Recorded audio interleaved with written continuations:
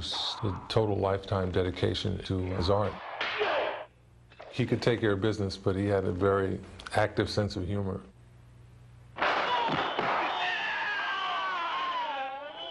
He was a braggart in a way, but he never bragged about anything that he wasn't capable of.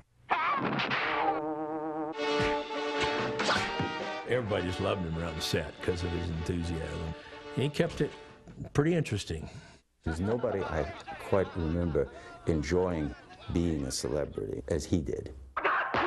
He was the catalyst that set that whole martial arts all in motion. And it's a shame he didn't live to see the impact that he had. He was not just a fighter. Bruce was a philosopher and a teacher. All type of knowledge ultimately means self-knowledge.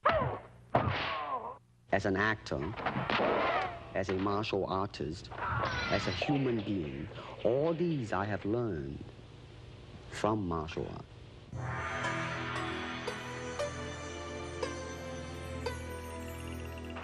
His passion and talent helped make him one of the greatest action film stars the world has ever known. He was also one of the first actors to successfully bridge the culture gap between East and West.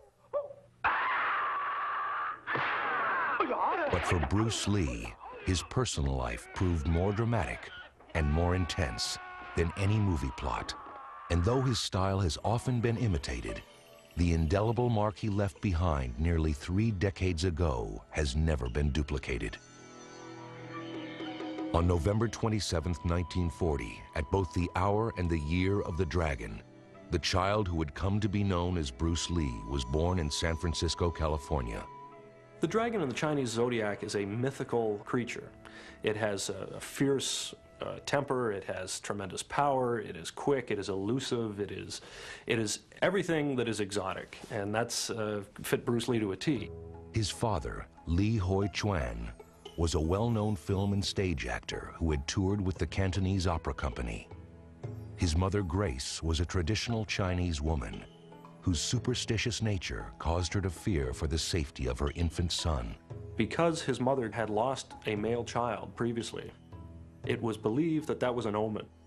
For that reason, she called him Sai Fong, which is like Little Phoenix, which is a feminine name, in the hopes that the spirits would think it was a female child and therefore bypass him and let him live. But it was the name given to him by a hospital nurse that stuck, Bruce. In 1941, as the war in Europe threatened to engulf the South Pacific, Lee moved Bruce and his family back to Hong Kong.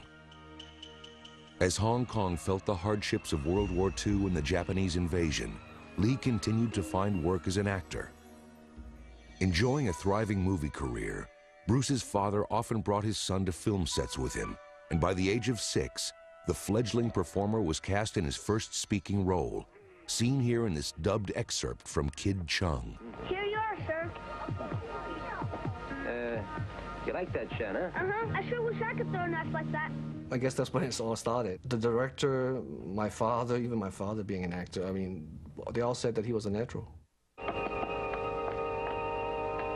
you can't go out now. There's police all around.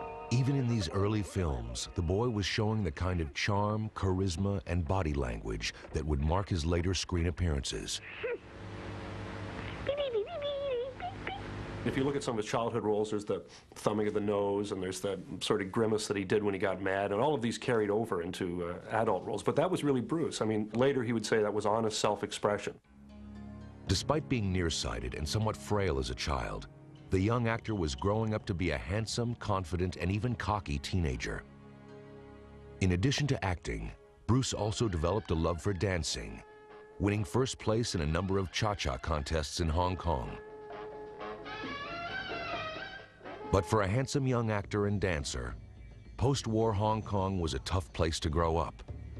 Gangs ruled the city streets, and Lee was often forced to fight them.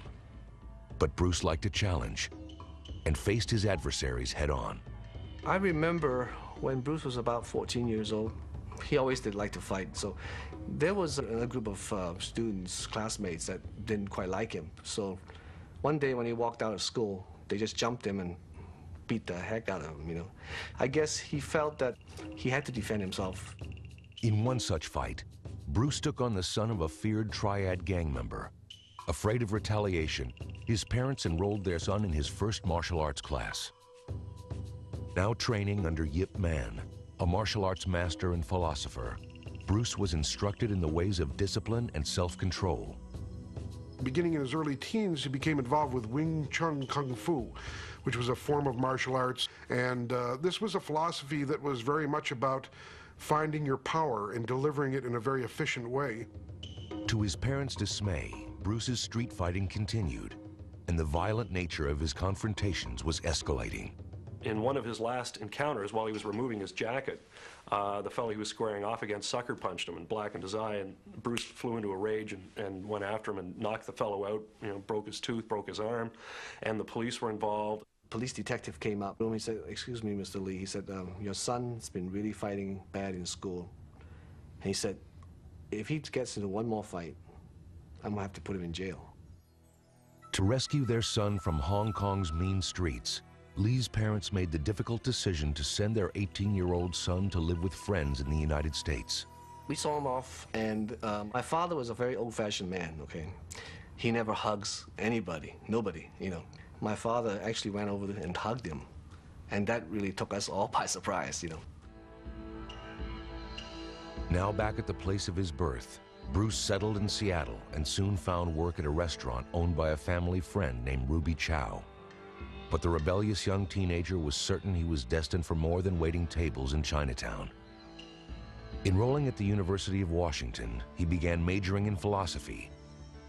Now gracefully blending his studies with martial arts, Bruce was developing a campus reputation for being something of a master. Soon, friends and classmates began flocking to him for instruction. When we first started out, he didn't charge anybody. And he never probably would have, but Bruce used to get frustrated, and so we finally said, "Look, Bruce, why don't you start a school and charge us money, and then you can go out on your own." In 1963, while still in college, Bruce opened the Jun Fan Kung Fu Institute. But before long, the instructor's attentions began focusing on one special student, a former cheerleader named Linda Emery. One day we were on the campus of the University of Washington, and he said, "Okay, Linda, now I want you to throw me," and he showed me how to do it. So I threw him over on the grass, and he landed on the grass, and we were kind of laughing, and he said, "Let's go to the Space Needle for dinner."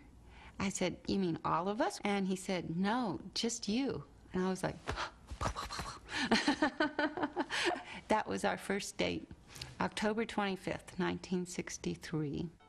The relationship quickly became serious, but Linda's mother was not happy with her daughter's choice of a boyfriend.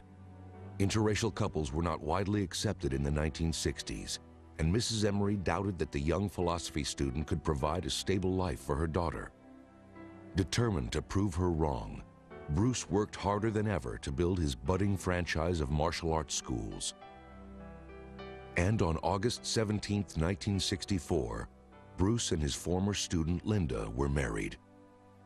That was one time in my life I knew that I was doing the absolutely right thing, that this man was a man of quality and integrity and great love and warmth, and that we were going to be okay. The couple moved to Oakland, California, where Bruce had already opened a second Kung Fu school. There, Bruce continued his practice of teaching any and all willing to learn. He didn't have any barriers of color or anything like that. He said, "If your heart is right," he said, "I'm going to teach you." He was one of the first to teach the true secrets of the martial arts to Americans and to non-Orientals. And there was a very strong feeling among many Asians that this was a corrupt practice. This was an improper thing to do. Within months of opening his new school, Lee was confronted by a hostile group of Asian martial arts masters. And they issued an ultimatum to Bruce Lee saying, "Stop teaching Caucasians or you're going to have to fight our top man." That, of course, was the wrong thing to say to Bruce Lee because he loved a challenge and also wasn't going to be told what to do by anybody. So I think the fight lasted 3 minutes. Bruce had subdued him, put him to the floor, and made the man say in Chinese, "I give up, I give up." But winning the fight wasn't enough. Feeling that he should have won in seconds, not minutes, Bruce began developing a strict regimen to revolutionize martial arts. Bruce Lee took a hard and objective look at the art of combat. And he came away with it with some very profound truths, such as it is constantly changing. You cannot expect to fight in a one-dimensional aspect when fighting is multidimensional. Be formless, shapeless, like water. Now you put water into a cup, it becomes the cup. You put water into a bottle, it becomes the bottle. You put it in a teapot, it becomes the teapot. Now water can flow or it can crash. Be water, my friend. Lee also hoped that martial arts would combat racism by bridging the gap between Eastern and Western cultures. And when he was invited to perform at Ed Parker's Karate Championship in Long Beach, California, he astonished the